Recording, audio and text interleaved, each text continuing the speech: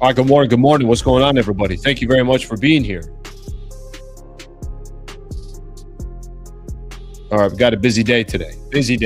All right. Always got to double check these levels. You know what I mean?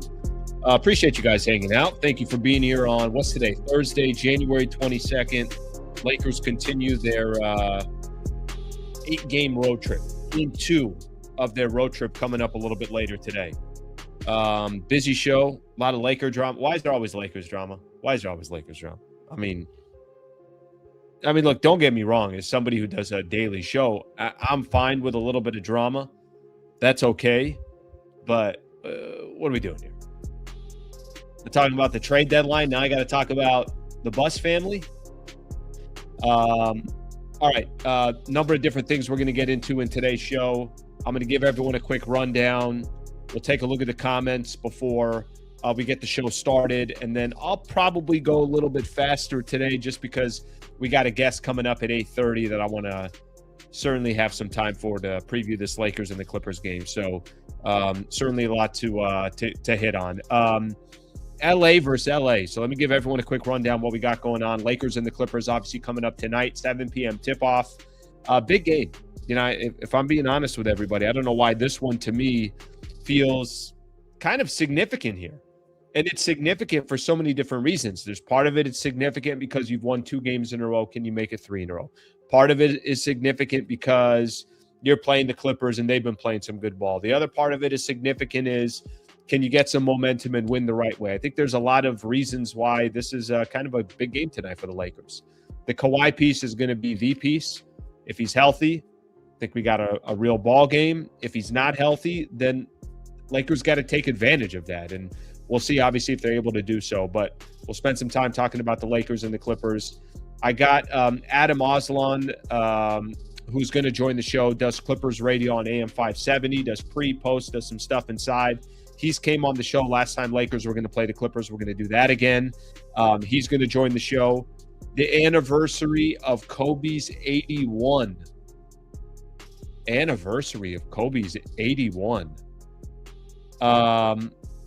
Something to kind of keep in mind in regards to this as we look back a little bit. The hell were you doing when Kobe was dropping 81? It's kind of one of those games where I think people do remember where they were, what they were doing, the buzz that started coming with what Kobe's doing. 20 years ago today, that anniversary. So we'll spend a little bit of time on that. By the way, also, is there another player in the league right now that who's most likely to drop an 81 in a game? Luka, probably Anthony Edwards, maybe a Devin Booker, something like that. We could hit on that. I got some NBA news. We'll do games tonight. Now, there's one thing I skipped on here, which is the Genie Bus, Lakers ownership, all that other stuff, that drama that's going on. That's going to be its own conversation, and we're going to spend some time on that.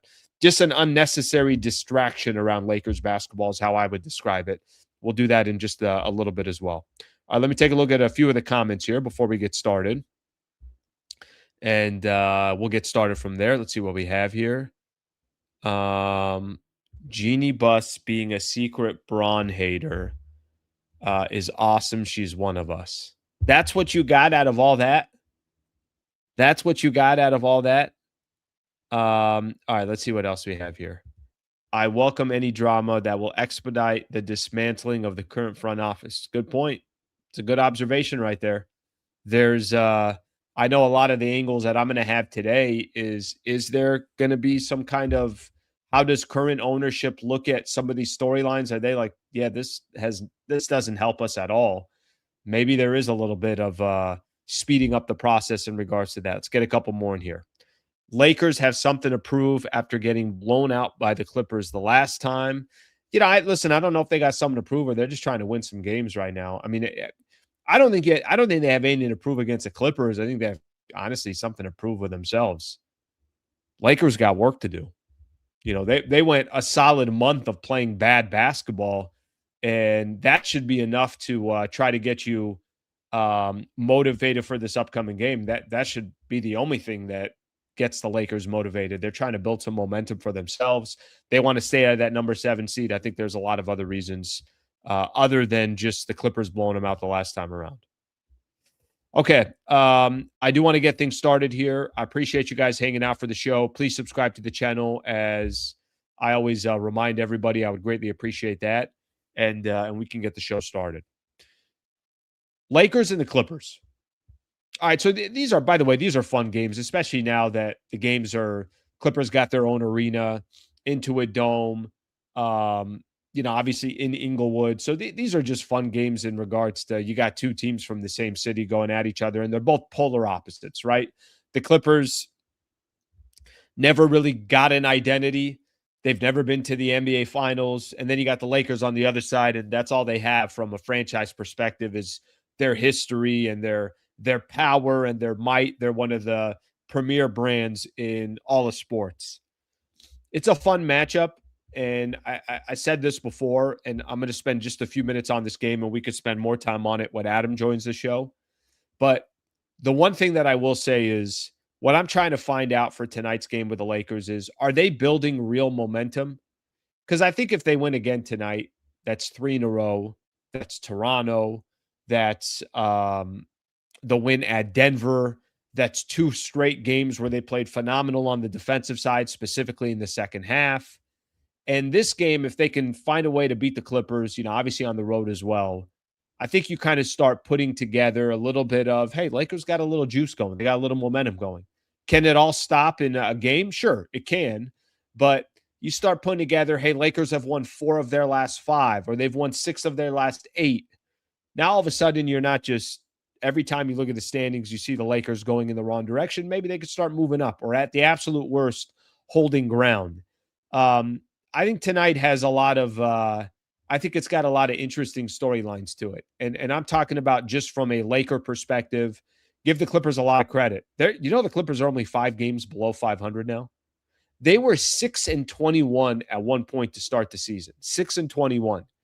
And here they are now, 5 games below 500. They've made up 10 games over the course of, I don't know how many, maybe it's a month and a half, whatever the case is, and they're starting to win some games. So the Lakers are facing them at a time where clearly they're starting to play some better basketball. The biggest question, and I think this is going to obviously dictate a lot of what this game looks like. Kawhi Leonard is listed as questionable. He's missed 3 games in a row. In the middle of their road trip, he was sent home and, to get reevaluated, and I think he had some swelling, things along those lines. So we'll see what happens with Kawhi and if he's able to play. I hope Kawhi goes. I really do. I think if you're the Lakers, yes, could you take advantage if Kawhi is not there? Sure. Could you take advantage that Nikola Jokic wasn't there? Sure. Could you take advantage of, I don't know, RJ Barrett and Jakob Poeltl not being there for the Raptors? Sure, you can. And other teams have taken advantage of the Lakers as well. But for me, I think there's a little bit of can they take advantage not just against the team that isn't 100% healthy, but can Kawhi be there and the Lakers still play good basketball and they could still put together a solid 48 minutes and continue to build off that momentum? Can they do that with Kawhi there? I'd like to see Kawhi there and the Lakers take their chances with Kawhi Leonard. Clearly, the Clippers have played a lot better over the last month or so, and it will be definitely a little bit of a challenge. Last thing I'll just say onto the game, and then I'm going to kind of start moving on to a couple other topics that I want to get into before we get the guest on at 8:30. But last thing I'll say about the game, Lakers were doing something these last couple of games where they had a little bit of, they didn't just win games, but you kind of felt good of how they won the games. They played well against Toronto in that second half. They played really well against Denver in that second half. They did it on the defensive side. There was a balance of scoring where, yes, Luka's going to get his, LeBron's going to get a good amount of obviously his numbers are always going to probably be there by the time the dust settles. But the thing I liked most about those last couple of games, I could point out to a number of different players that were contributing for the Lakers. I can point out to moments where they kind of grinded on the defensive side. And that's how they got their W's these last couple of games. See if Lakers can do it again tonight. I think it's going to be a challenge. I think it's going to be a tough game, but this is exactly what you're hoping for. Let's see if the Lakers can make it 3 in a row, and I'm looking forward to the matchup tonight against the Clippers. Okay, I'm going to look at some of the other comments, and then I got some stuff to get into in regards to all this stuff going on with the Bus family, that drama, and everything else, and what happens moving forward from here. Let's see. Let's take a look at a couple more comments here. Lake Show needs the W. Gotta have it. Everyone miraculously gets healthy against us. I don't know about that. I mean, I just named off whether it was Denver wasn't healthy. Toronto wasn't healthy either. The Kawhi thing, I think we'll see obviously what eventually happens, but I know what you're referring to, and it might feel that way or seem that way. But Lakers have had some games here of late where they've benefited from other teams not being 100% healthy as well. By the way, the only real injury you have now is Austin Reeves. I know Adu Thero is in there as well, but Thero's not going to have the value now, maybe value later. But again, like I said, the piece of health perspective, Lakers actually kind of starting to get healthy here. I want to know what is expected from Luka in the postseason. It's already a done deal. Lakers aren't contending. What to expect in the postseason? Excuse me there. I'm usually a 2 sneezer. If I get one in, there's probably another one coming. And that was the second one in there. What to expect from Luka in the postseason? I think that one's kind of a simple one to answer. Luka's got to be great. Probably going to have monster numbers. Let's see what the rest of the roster looks like, but I'm not really questioning what Luka would do in the postseason. What's been crazy about his numbers, he's typically been better come postseason than he's been in the regular season.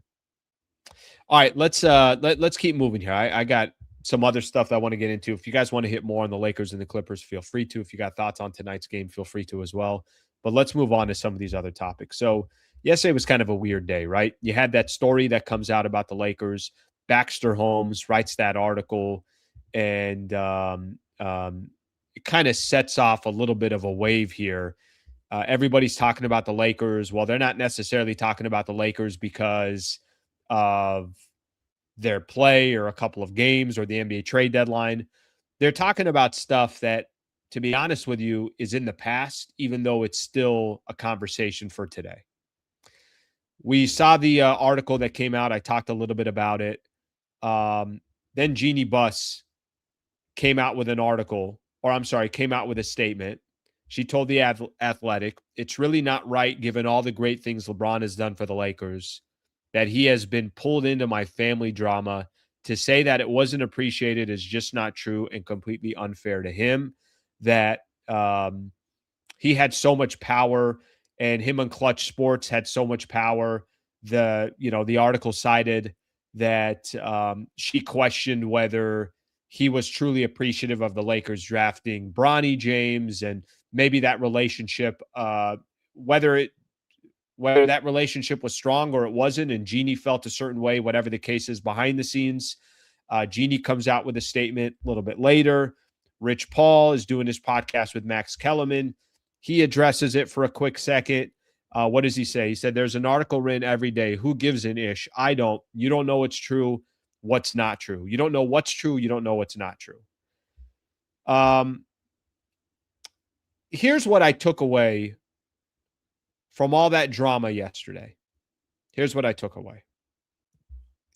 What I took away from everything yesterday was, how does Mark Walter feel about this conversation that's going on about the Lakers that has absolutely nothing to do with basketball, how to improve the team, how to get in a position where the Lakers can eventually start competing for a championship on a consistent basis, how to get out of the Western Conference, how to grab a 3-and-D player. How does the new owner of the Los Angeles Lakers, who paid $10 billion to buy the Los Angeles Lakers and to turn around, hopefully, a franchise that has a proud history, but just has not been consistent since Dr. Jerry Buss passed away. How does he feel about all that? Because to me, all this stuff is just a distraction from the Los Angeles Lakers trying to compete for an NBA championship. And I got to imagine, if I'm new ownership, am I saying to myself, like, do I need any of this drama? None of this drama has anything to do with me. I'm trying to turn the page and find out how the Lakers can compete in today's NBA under the tougher circumstances it takes to build a winner, and the first apron and the second apron and all this other stuff that's going on. That's kind of what the last 24 hours to me. It's interesting storylines. Don't get me wrong. I was talking about this yesterday. Did LeBron James have a lot of power as a Los Angeles Laker? Sure, of course he did, and he should, because LeBron James is a very powerful brand. And there were some, reports in there that Jeannie Buss didn't like the perception that LeBron was saving the Los Angeles Lakers. No, I think LeBron saved the Los Angeles Lakers. I do. Not that they can never be saved, but I think LeBron made the Lakers relevant again. They hadn't made the playoffs for a handful of years. It's the longest stretch that they ever gone through. I mean, I could get into all the details and the nuances of that article, and we could sit here and debate all that stuff. But I think as the dust settles here, the more interesting question to me is, these are all storylines that no longer benefit the Lakers, and these are individuals that are involved that no longer are part of the future with the Lakers. It's the reality. LeBron may not be here by the time this year's all said and done. Jeannie, who knows how long she's part of the Lakers organization, and who knows how involved she is. And I don't have that answer for you. Maybe she's involved right now. Every single decision that goes down through the Lakers or for the Lakers goes through Jeannie Buss. Maybe her word isn't as powerful as clearly it was 6 months ago. I don't know. I don't know how long that transition is going to take. But a lot of distractions around the Lakers, which I know kind of happens a lot. This is not uncommon with the Lakers. And I feel like this past 24 hours took us away from a lot of what you're hoping to see on the basketball floor. And it had a lot of things to do with probably individuals that are not going to be a part of the future for the Los Angeles Lakers much longer. If LeBron's here for another year, is LeBron here through the end of this season? Is Jeannie running things for the Lakers for 5 years? Is she slowly working her way out the door sooner than later? I don't have that answer for you. But none of that stuff essentially will help the Lakers get to where they want to get to. It's just drama. That's really what it is at the end of the day. It's drama. I want to take a look at a couple of the comments, because I'm sure people got some interesting angles and thoughts on this storyline that's been going on around the Lakers for the last 24 hours. And wherever you stand, it doesn't really matter. Maybe Jeannie Buss did have some animosity towards LeBron. Maybe LeBron didn't take enough of the burden when they traded for Russell Westbrook and it didn't work out, however you want to call it. But at the end of the day, I don't know. I kind of lean more towards ownership being the ones that gave LeBron the control, and LeBron just took advantage of all that because he can, and frankly, he should, because he was that powerful of a figure and still is a powerful figure, but obviously not as powerful as he was 3, 4, 5 years ago. All right, let's take a look at a few of the comments, and let's take a look here. There's something also that Chris Haynes put out there that I want to play for you guys, and we're going to play that in just a second. And I'm curious to get everybody's thoughts on. I'm trying to figure out what Chris Haynes was trying to say in regards to what he was saying. All right, let's see what else we have here. I got some people here saying Jeannie is a hater. Okay.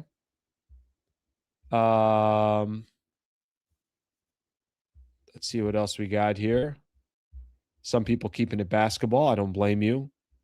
Lakers need to ask themselves one question. Was a ring...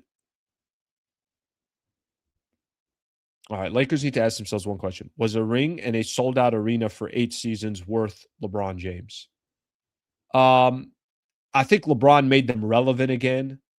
I think LeBron put them back on a competitive playing field, which they hadn't been on, it felt like, for a while. I think LeBron gave them a couple chances to compete for a championship, one of them in 2020. They get to the Western Conference Finals against Denver. I mean, maybe that was just a miraculous lucky run. Was it worth it? What was the alternative is what I would ask you. Because tell me what ownership was going to do for a better alternative.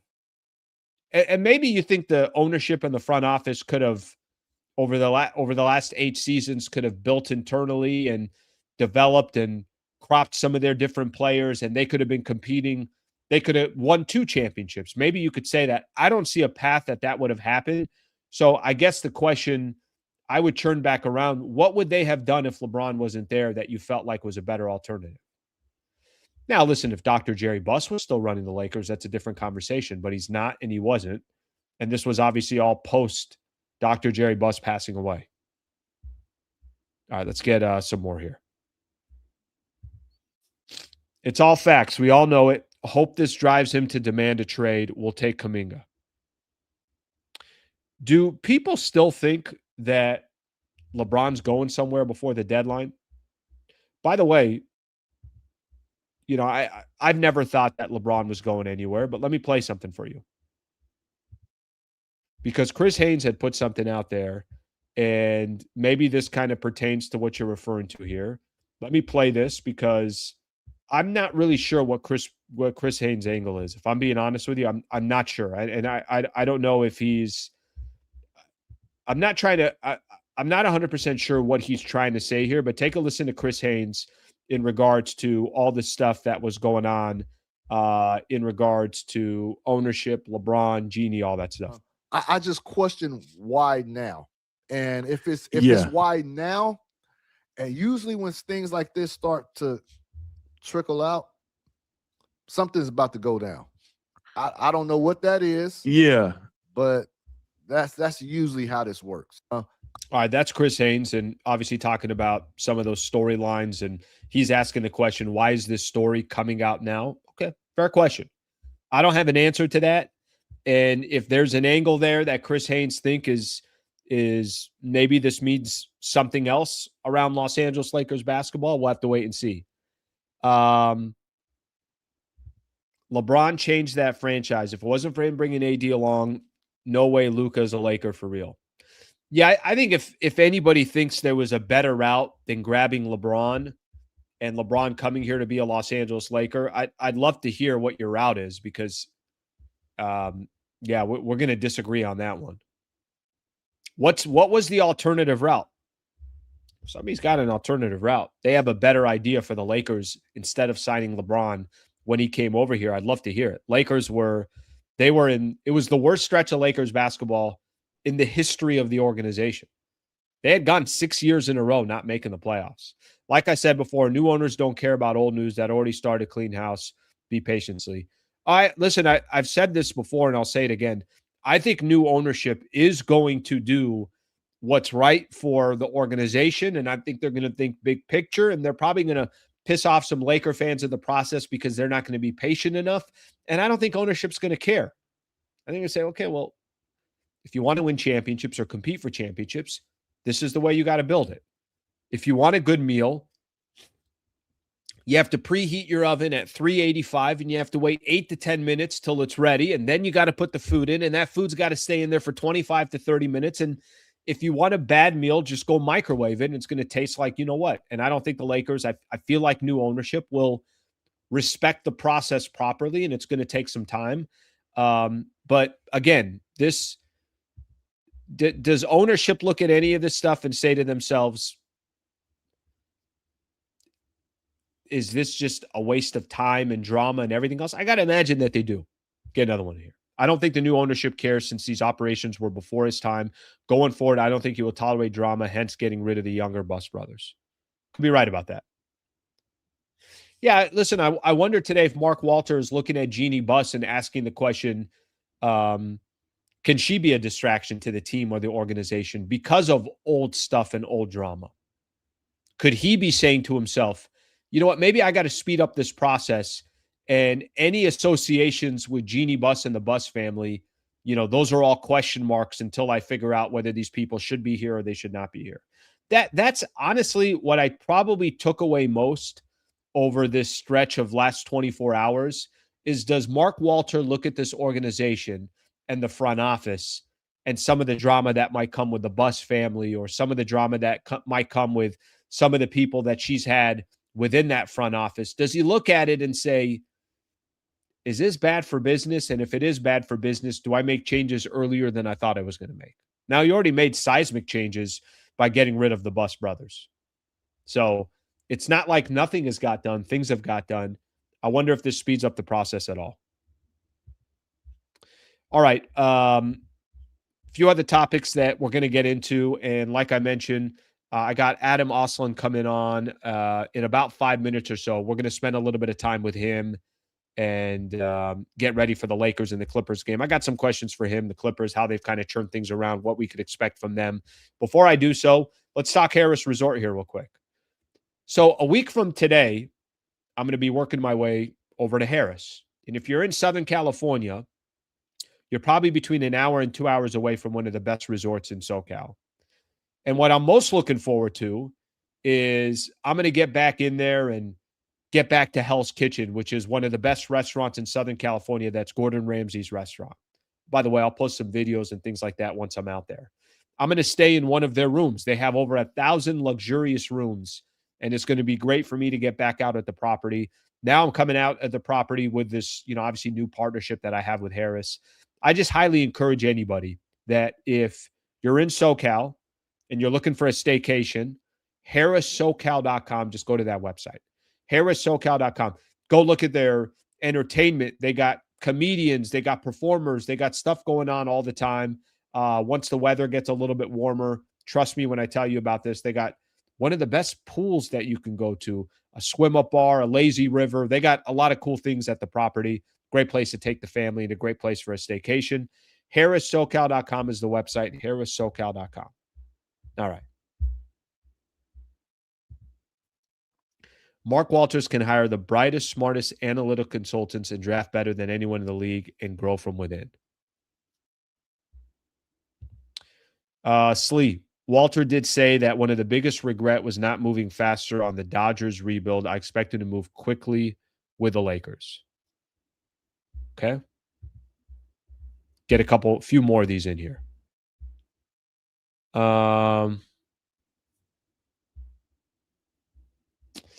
ESPN loves talking Lakers, even if it's just plain hating Lakers. Well, I'll tell you this, that's not just an ESPN thing. Any of these networks, any of these publishers, any of these websites, if you're putting Lakers anywhere, it's going to get more clicks than the Charlotte Hornets and the Sacramento Kings and the Phoenix Suns. It just is. So I don't think that's just an ESPN thing. I think that's a product of the Dallas Cowboys. They won't stop talking about the Lakers. They won't stop talking about the Yankees. They won't stop. There's certain organizations. It's like, yeah, that you're going to get some clicks once you start talking about those teams. And Lakers are just one of a small, very small handful of those teams. LeBron has a no trade, and a good team doesn't need him and won't approve going to a bad team. So Lakers fans are stuck with this guy. Yeah, listen, he's stuck. They're stuck with this guy for what? For one more year, or for the remainder of this year, and then both franchises can make decisions. Or he can make a decision, and the Lakers can make a decision from there as well. I don't think, and I've said this before, and I'll say it again, I really don't think LeBron's going anywhere. I think for the Lakers, it's about finishing off this season and then obviously building from there. Okay, let's keep things moving here. I got a few things that we'll hit on before our guest comes on, and we'll take it from there. One of the things that I think is probably most interesting with the roster that the Lakers have right now, and I think we'll get a little bit of a chance to see it tonight as well.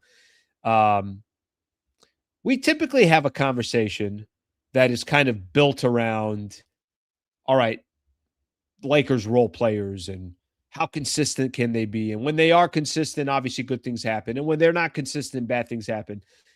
I know tonight is going to be basically as healthy as the Lakers have been in a while. And you had that. I mean, you could technically had that in the last game, but Ayton doesn't play in the second half against Denver. For the first time, I think we're going to kind of start seeing what the Lakers are and kind of start seeing if, wait a minute, are they a team that can start relying on other players other than just Luka and LeBron? That's one of the things that kind of in watching the Lakers and watching them on a consistent basis this season, that's always kind of stuck with me on the Laker front. Is this a squad that you can take a little bit of pressure on Luka, take a little bit of pressure on LeBron, take a little bit of pressure off some of these guys? Okay, well, Rui's back. Ayton obviously will be there today, and he's not on the injury report. I can mention guys like Marcus Smart and Gabe Vincent and Jared Vanderbilt, some of all these other players, but they're starting to be just a little bit, even if it's just a little bit. Are the Lakers finally at a point where they're healthy enough that they can start relying on other players? We can actually say that they have depth and all these other things that we thought before the season started. That portion of the Lakers season is going to be more and more interesting to me as we get ready for another matchup against the Clippers. But past the halfway point of the season, they're starting to get healthy. I think that's obviously going to continue to be a big question. Okay. I want to welcome our guest here. Nice enough to join us. Second time making an appearance on the show. Lakers got the Clippers tonight. So, of course, we got to get Adam Auslund on here. And Adam, nice enough to join the show. What's going on, brother? How are you? Good to be back on with you, Alan. Hope things are well. Hope the Lakers aren't turning into too much of a corner as we get set for Clippers and Lakers tonight. Well, listen, Lakers, before they turn any corner, they got to get all their drama in first, you know? This is part of the process. This is part of the process. Some people worry about X's and O's. They worry about what it looks like on the court. Lakers, when there's not enough storylines about them, they panic a little bit. And hopefully yesterday and this morning, they provided some storylines for the NBA, Adam. No, that's fair. A little bit of bloodletting. Maybe Jeannie Buss will try to trade LeBron James before the game tonight. Like, I know he's got the no trade clause, but apparently at one point she was thinking about him. Maybe he'll end up being a Clipper before the game starts. Who knows? I read their article.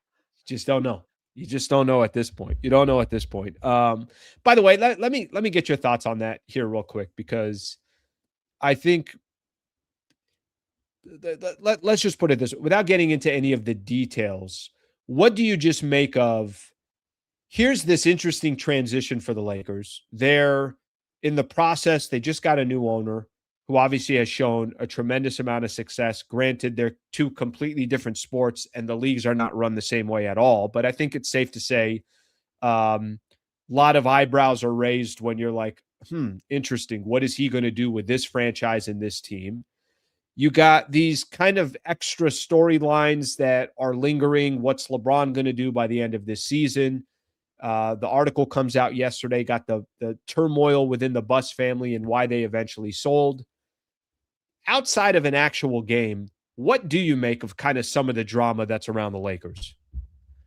Oh, it makes me miss winning time, because we could have got a good 25 seasons out of that at least. HBO, please release it. Let Amazon Prime have it. Let Netflix have it. Somebody else, because that was one of my favorite shows, even not being a Lakers fan. I mean, come on, John C. Reilly as Jerry Buss was incredible. I think it speaks to the power structure and how that can cause dysfunction, obviously, within a family unit. And just, I don't want to put too much into it, because I've met Jeannie Buss a few different times, and she was absolutely kind, sweet, gracious, and down to earth. This article obviously doesn't show her in a good light, and it's coming from everybody else in the family. And that's my biggest takeaway. I mean, the line in there that she told one of her brothers, "You should have never been born," that was, I mean, that was heavy. That was heavy. And I don't know how well sourced it is. I know Baxter Holmes does his homework and everything, but just hearing that about the Buss family and it feeling like the show Succession, maybe more so than Winning Time, with the way it was posed, I don't know. It was maybe a little bit sad. I'm still a little bit shocked that the Buss family ever let go of it to begin with. I'm But with you. if it's for the reason that this new NBA and the structure there and how everybody's got money and they got more than the Lakers. And I've heard so many times Colin Cowherd say, well, the Lakers are a mom and pop shop and the Clippers are Amazon and they need to get up to speed. And they are going to be that now, with Mark Walters. So they've dragged their feet into the 21st century. And they always seem to be a little bit behind the curve when it came to just analytics and the way the league was moving, this will be a more formidable, I think, Los Angeles Lakers brand moving forward, just off of what we've seen with the Dodgers. So overall, it's a little bit sad to read all that because I was a Lakers fan growing up in the 80s a little bit because I just love Magic Johnson so much. Full disclosure here, he was my favorite player. I grew up in Sacramento. So back when we bought tickets to Arco Arena, they didn't have Kings players on some of the tickets. They were advertising the opponents because the Kings were so bad back then. I remember, was it sometime in the 80s, the Lakers were up 40-4 or something like that after the first quarter against the Sacramento Kings. I mean, Magic Johnson was my favorite player ever. So to read all this stuff, it doesn't sit that well, but it's not that surprising either. Yeah, I think what you said, you were surprised that the Buss family ever sold. I was with you when that news came out. That was, to me, more shocking. And I think what's going to be interesting now is how much does new ownership say, all right, what's in the past is in the past, and we're working on the future. And anything holding us behind, we're going to have to kind of get rid of some of that dead weight. We'll find out. Again, I'm with you. For every experience I've had with Jeannie Buss, it's been a positive experience. But we don't know what goes on in the background. We'll kind of leave the story where it is. Is it a distraction for the Lakers? Sure, but I don't know how much more it's going to be a distraction for how much longer. It certainly feels like that page is starting to be churned and a new chapter is starting in obviously this Lakers era. Last time we talked, I don't know what the Clippers record was. Lakers, by the way, playing the Clippers tonight. You could hear Adam, AM 570, of course, will be a part of the broadcast. I don't know what their record was, but I know at worst they were 6-21. And now they're 5 games below 500. So they've made up 10 games of ground there in regards to their worst point of the season where they're sitting today. What the hell happened to the Clippers? Just give us kind of an idea why things turned around, how it turned so quickly. And I know what's Ty Lue's quote of challenging the team to finish with a certain record so they can be 41-41. They're well ahead of schedule. Yeah, he said we got to go 35-20 to finish at 500 at that time by the end of the season. And now they just got to go, I think, 22-17 the rest of the way with all the ground they've made up so quickly here. And I think it starts with Kawhi Leonard, who went on one of his historical regular season runs where he just can't miss. Our analyst on the TV side, Brian Seaman, my friend, he calls him the aimbot for a reason, with everybody acting like he's a robot. When Kawhi is just locked in and he centers the scope, it's like he can't miss. And that's how it's been for about 3 weeks. Obviously, he hasn't played in a week now, but you look at the numbers and you could say, wow, is this the best player in the NBA with the way he's been playing as of late, with averaging, I think, 32 points per game on insane shooting splits. And also his defense came back in a really strong way. And I think that was important for the rest of the team to see that. And they followed suit because this team was top 3 defensively last year. That was the most surprising part to start off this season, how bad they were defensively. Well, Kawhi starts shooting that well. He's playing defense. Everybody else falls in line. Now they're a much better defensive team once again. They have the personnel to be that. They should have been that to start the season. And then John Collins really started to find his shot from the outside, where last 23 games, I think he's shooting almost 50% from 3.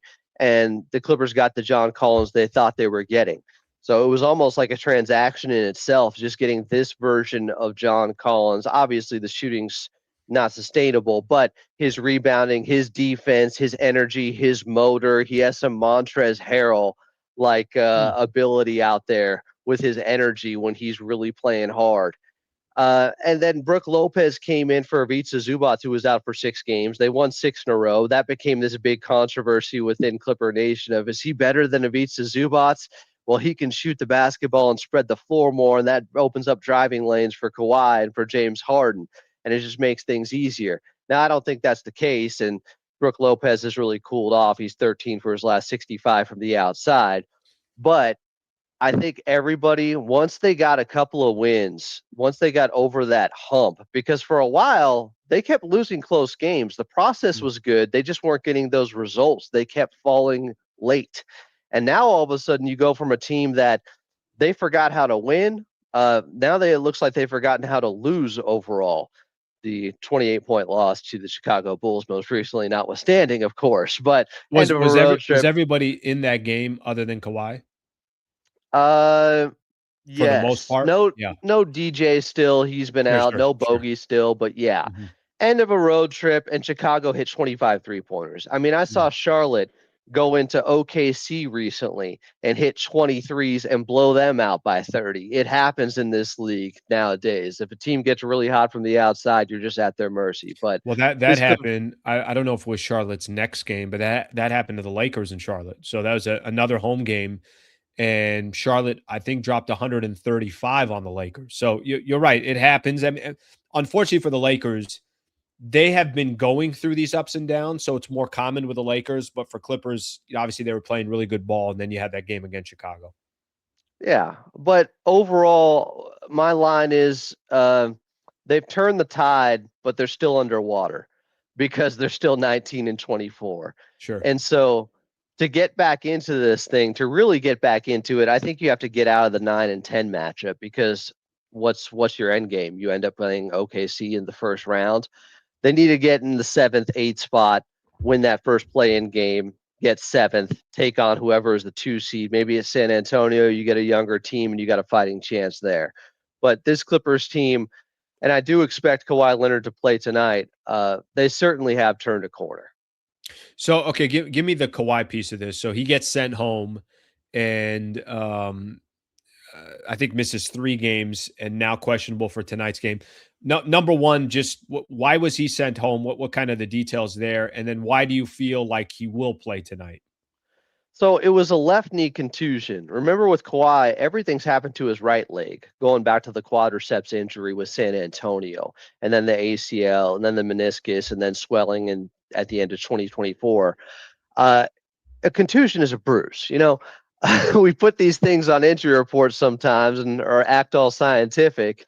I don't think it's the end of the world because he already had played through it in a couple of games. He sustained it their last road trip, the last game out against Detroit when they came back down 19. Another one of those character building type of victories for this Clippers team that has helped them get to this point where they feel like they can't lose many games right now.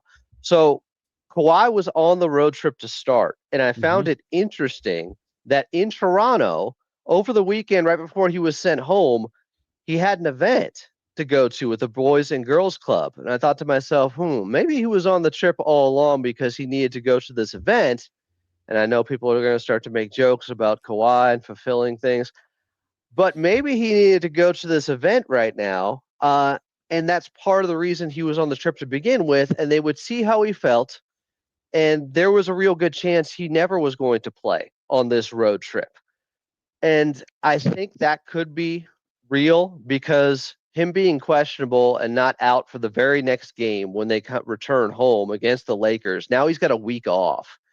And so he had been dealing with this right ankle issue that he'd been playing through. He had played through the knee contusion for a couple of games. And then he sits out the road trip where they get that victory Friday night against Toronto. And they probably thought to themselves, well, you know what? We might be playing with house money already. We'll get at least one of the next 2 games. We go 2-1 on the road trip. We don't necessarily need Kawhi. He can get a little bit more rest right now. He's been playing a long string of games.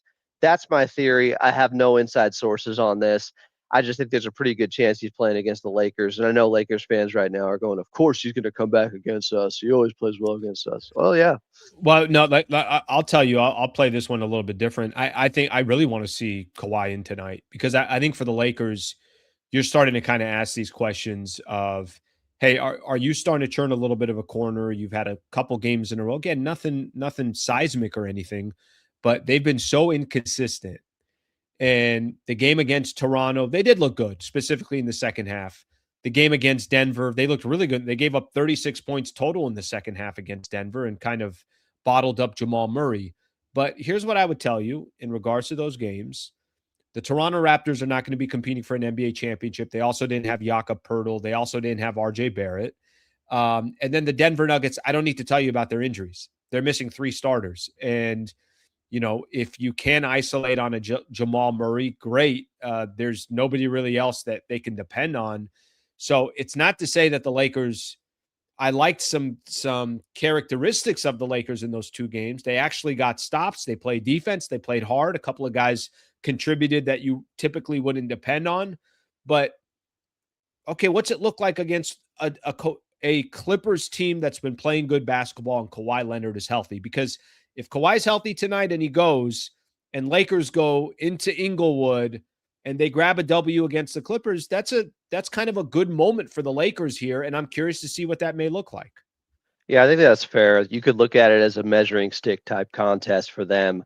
A feel-good victory if they could beat the Clippers, just to prove that what we've been doing recently is real.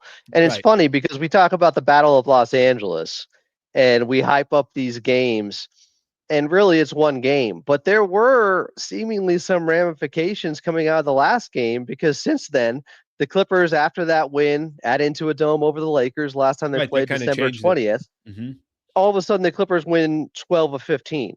And the Lakers go 7-8 over that time. And the Clippers have a top 5 net rating, and the Lakers almost a bottom 5 net rating. Now, I know there's circumstances surrounding it. You guys don't have Austin Reeves for a while.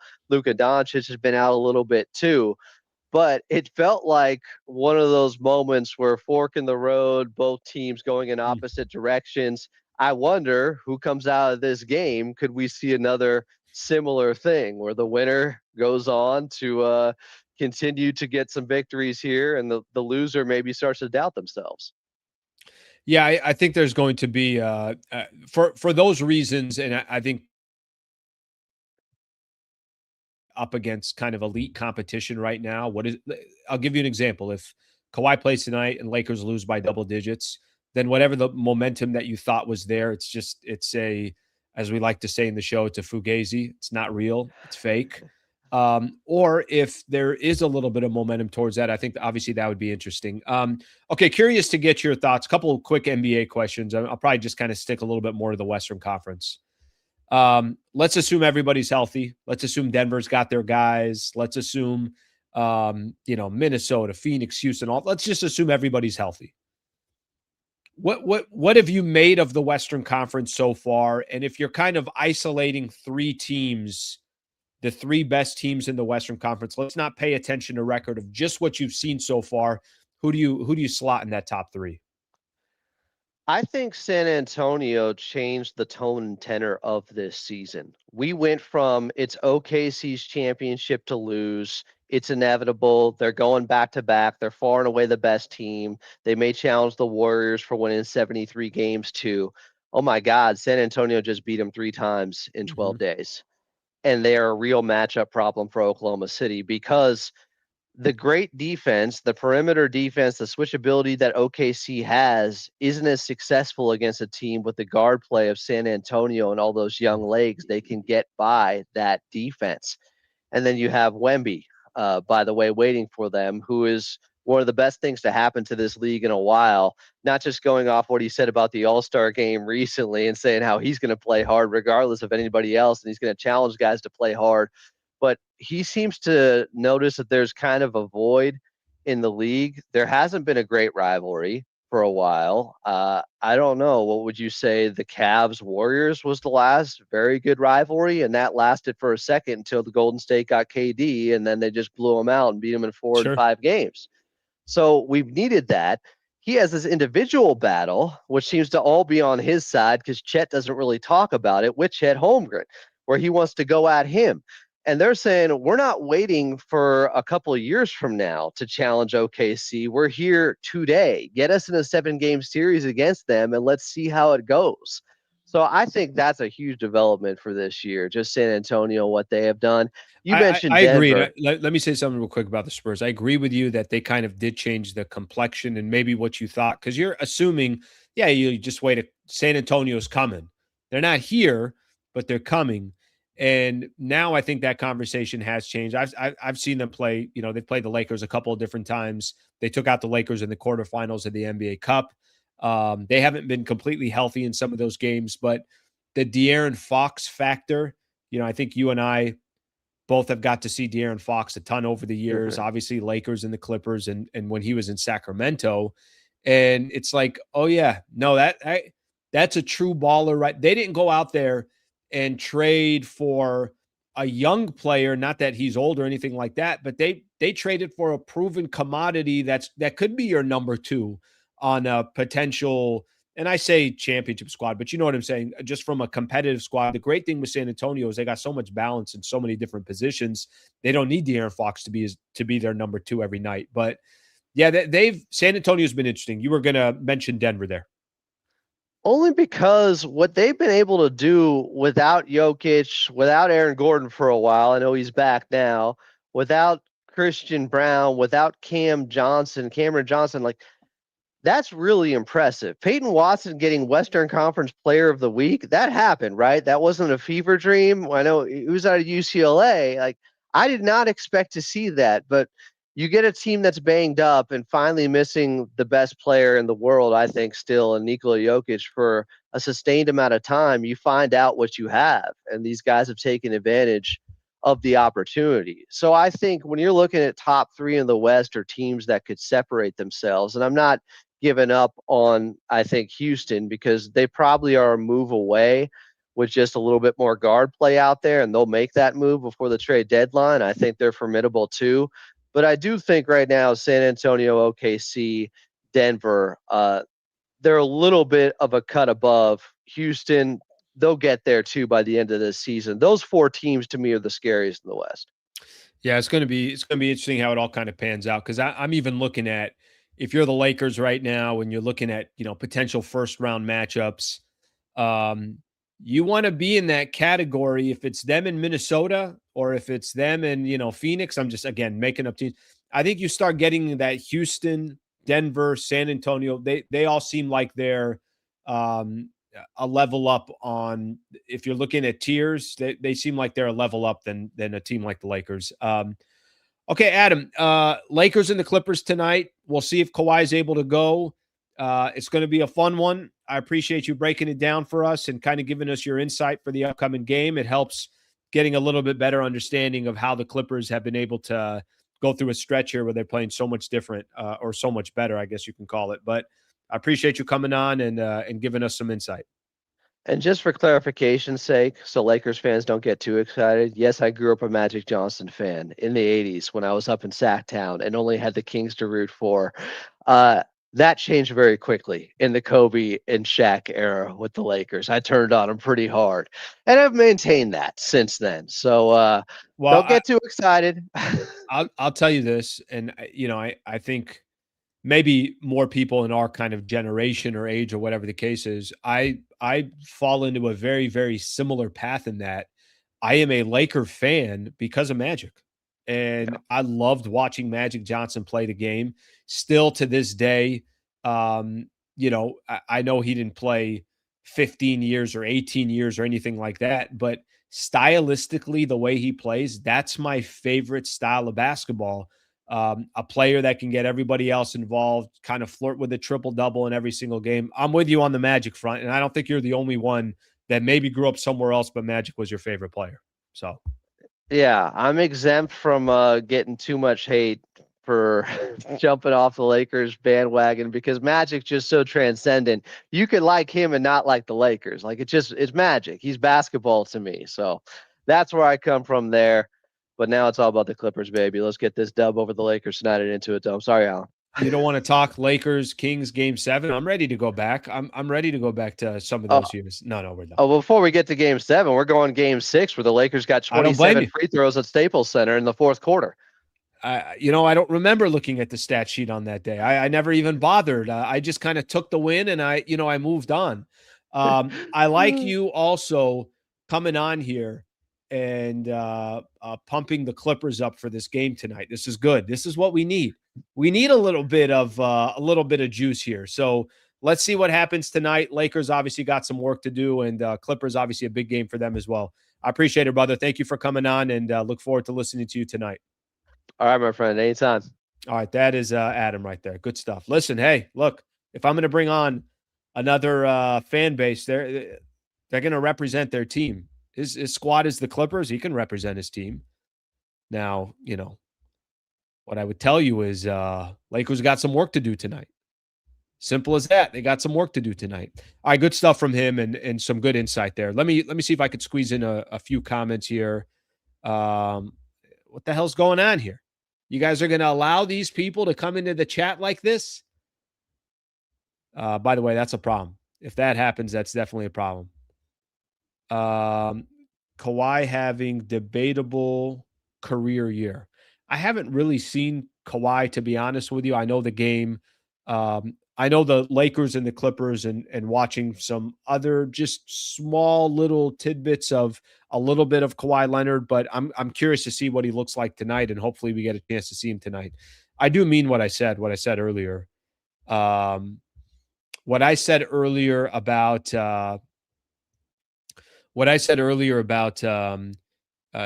kind of getting a little bit of a test here with the Clippers if Kawhi is healthy. I do think that's a good thing for the Lakers, and I think that's going to be fun. So let's see if he goes tonight. I think that will obviously be a positive thing. That'll be a good thing. All right, let's see what else we have here. Slee, weren't the Clippers in SD while you were growing up? So I think the Clippers in total were in San Diego for maybe 4 years or something like that. They weren't in San Diego very long. So, and I think they left in the mid 80s, something along those lines.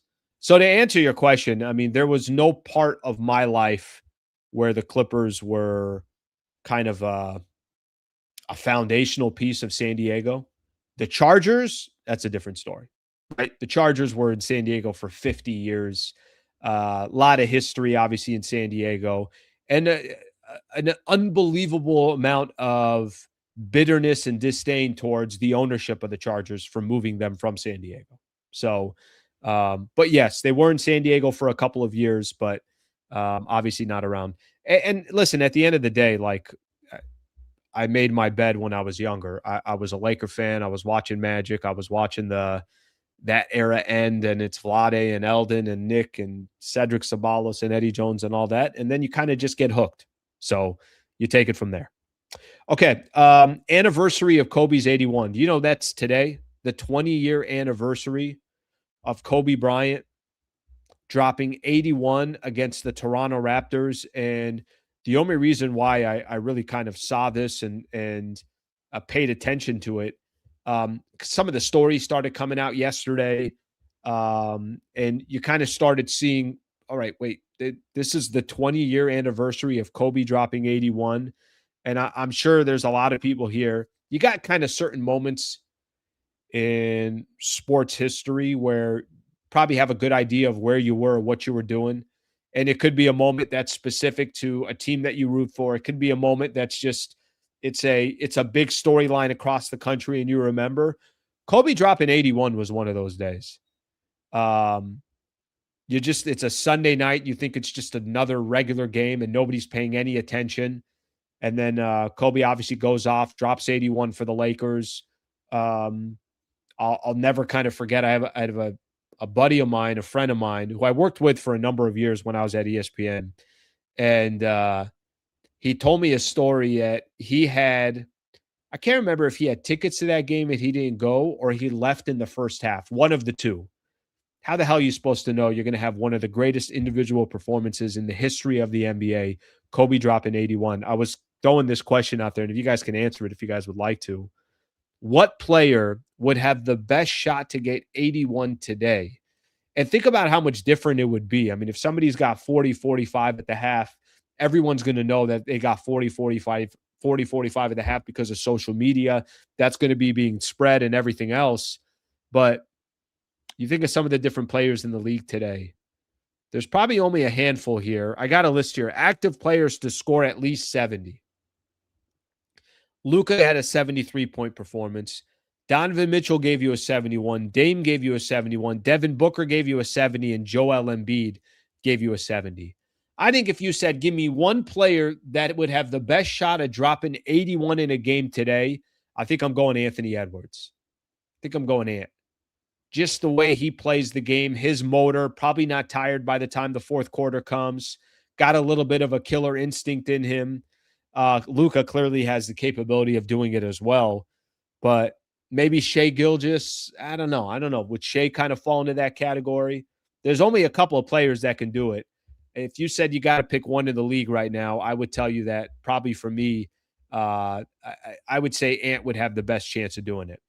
Shout out to Brad Wallace and the Wallace firm. Serious injury, wrongful death, any type of, case where you need an injury attorney. I've mentioned this, that he's the best injury attorney in the state of California. If you're in a position or a situation or a predicament, or you or a family member or a friend are in a predicament, and you just need somebody to kind of help point you in the right direction, Brad Wallace and the Wallace firm. Highly, highly recommend you go to the website, wallacewins.com/Sliwa, wallacewins.com/Sliwa. You go to that website and he'll be able to help you, point you in the right direction.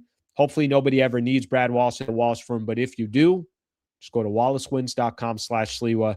Looking forward. Our partnership here has been going on now the second year in a row. Known him for 6 years, very loyal to the channel, and we certainly appreciate his loyalty here. Okay, I mentioned this as we do kind of by the time we get to every close of the show here. I got a couple NBA stories I'm going to get into, and then we will read a couple of comments. We'll call it a day. Okay, a couple of things I'm just going to mention here real quick. Kind of an interesting story here. Man gets 2-year prison sentence for role in NBA betting scandal. A federal judge in Brooklyn handed down the sentence for Timothy McCormick, who defrauded sports betting platforms by using non-public information to place highly profitable wagers tied to the performance of NBA players, allegedly in on the scheme. He said, "I've struggled with a gambling addiction for more than half of my life." I've said this, that I think the waters got muddy here in all these sports because of sports betting and sports gambling and how much it's in your face. You guys know this, and you guys are either watching podcasts or streams or all these other NBA games that you're watching. Everywhere you look, somebody's telling you to bet. I'm not a fan of that messaging, at least that much in your face. I'm not here to tell you that there won't be a day that we have some type of a partnership, but we'll see what happens. I mean, if I'm being completely honest with you, it's kind of turned me away from that world, just because I don't like what it's kind of doing to some of these sports. They got to clean it up too, because I think the last thing that you obviously want to have with your sport is associated with, is this thing rigged? And when you see some of these different storylines that have come out over the last 6 months or so, it makes you question it for a second. If you don't have the integrity of your sport, you don't have anything. One other NBA story I'm going to get into: NBA to bring more games to Abu Dhabi, an extended partnership. So the NBA obviously doing everything it can to make it more and more of a global brand, while they're putting a stamp in the Middle East here, as they're going to continue to, I'm going to read this here. Financial terms were not disclosed, though it's reasonable to expect that the 9-year extension would be worth well over $300 million. Obviously, the NBA trying to do everything they can to get in every part of the world, with the Middle East becoming more and more important. They're trying to launch a new league in Europe. So we know what the NBA is doing, and Abu Dhabi added to the list of a long-term partnership. Okay, some games for tonight. So just to give everyone an idea of what we got going on around the league tonight. Lakers obviously taking on the Los Angeles Clippers. We know that. But some other games to keep an eye out for, at least games that could potentially affect the Lakers. Rockets are at the Sixers. Denver is playing the Wizards. Warriors and the Mavericks, not really an impact there. Bulls are playing the Timberwolves. Spurs are playing the Jazz. Basically, every team that's in front of the Lakers is playing tonight except the Oklahoma City Thunder. So a lot of scoreboard watching, and obviously watching to see what the Lakers are able to do against the Clippers. All right, a couple of comments, and then we're done here. Thank you for being here. As always, shout out to everybody that's been here for basically an entire hour. Please do me a favor and subscribe to the channel. 81 wasn't even Kobe's best game. What do you have, the 60 and 3/4? And then told Phil Jackson, nah, I'm good. I'm going to check myself out. All right, check yourself out. Maybe SGA or Luka. Luka could get it done. Got 73 without overtime. That was a game against Atlanta.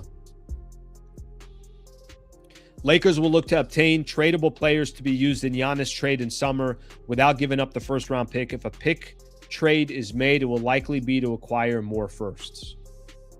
I don't disagree that they're going to keep their eyes obviously on the Giannis situation, but I think just as important, what player can you bring in that you actually think can play with Luka for a number of years?